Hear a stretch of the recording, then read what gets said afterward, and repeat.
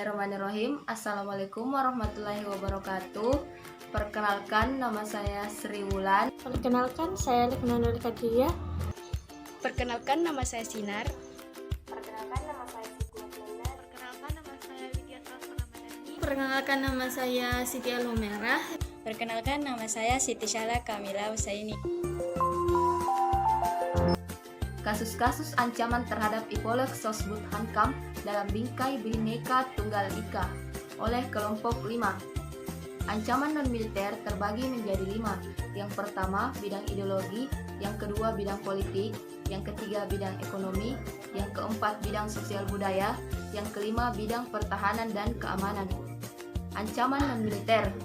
Ancaman adalah setiap usaha dan kegiatan baik dari dalam negeri maupun luar negeri yang dinilai membahayakan kedaulatan negara, keutuhan wilayah negara, dan keselamatan segenap bangsa.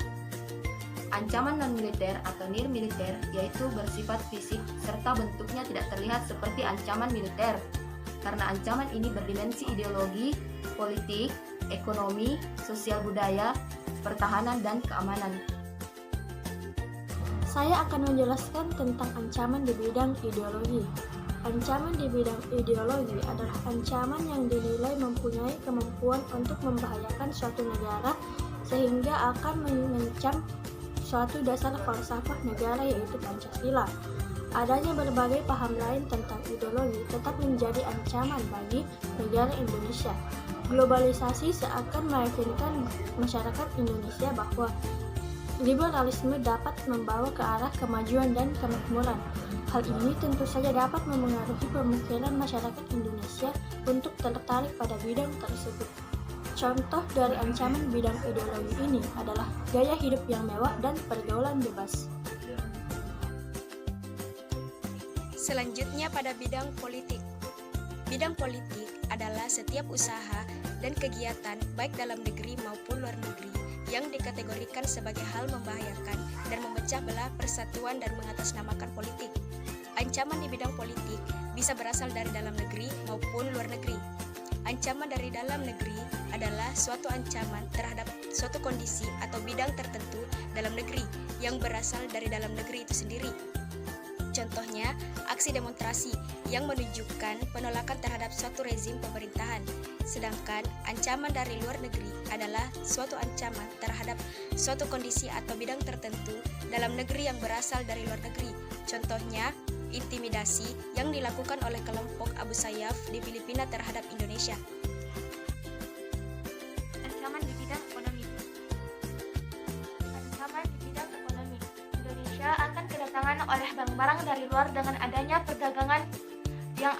perdagangan bebas yang tidak mengenai adanya batas-batas negara.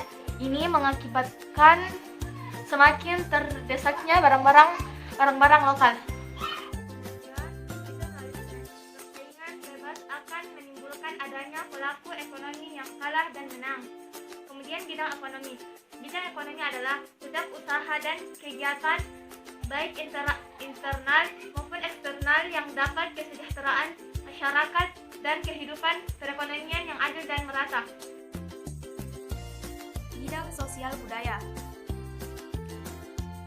Sosial adalah sekelompok orang yang membentuk sebuah sistem semi tertutup atau semi terbuka dan sebagian besar berinteraksi antara individu-individu yang berada dalam kelompok tersebut. Sedangkan budaya adalah suatu cara hidup berkembang dan dimiliki bersama oleh sebuah kelompok orang dan diwariskan dari generasi ke generasi. Ancaman di bidang sosial budaya yaitu ada dua, yaitu di dalam negeri dan luar negeri. Di dalam negeri ada 3 ancaman, yaitu yang pertama adalah kekerasan, yang kedua adalah ketidakadilan, yang ketiga kemiskinan.